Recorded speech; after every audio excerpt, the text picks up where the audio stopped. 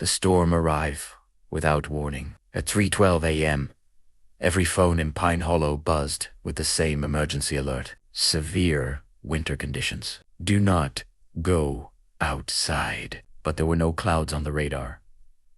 No forecast. No wind. Just silence. When the snow began to fall, it came straight down slow. Heavy flakes that didn't melt on skin. They clung. They stuck. I felt warm.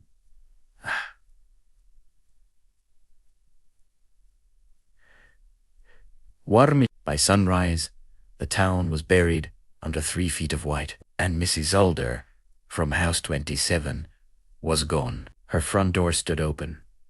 The lights were on, coffee still steaming on the table, but there were no footprints in the snow. Not leading out, not leading in.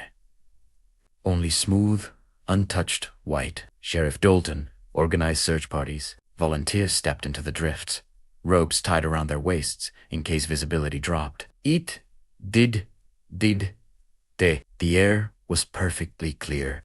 Too clear. Tom Grady was the second to disappear. One moment he was shouting that he saw something moving between the trees, a shape in the snow, and the next, the rope around his waist fell flat to the ground. Still intact, but Tom was no longer there. No scream, no struggle. Who's erased. That word began spreading through Pine Hollow like frost through veins. Erased, because that's what it looked like. Not taken, not killed. Removed. By nightfall, the snow had started to glow faintly under the moonlight.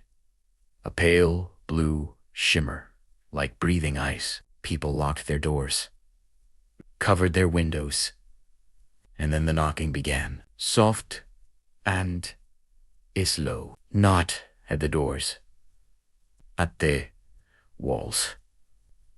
As if something outside was tracing the houses, learning their shapes. Emma Carlyle watched from her attic window as her neighbor stepped outside despite the warnings. He looked dazed. Come. The snow parted around his boots as if welcoming him. He took 3 steps forward and dissolved. Not fell, not shank. He unraveled into white dust that blended seamlessly with the ground. Emma didn't scream. She noticed something worse.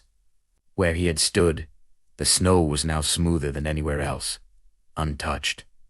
Perfect, like he had never existed.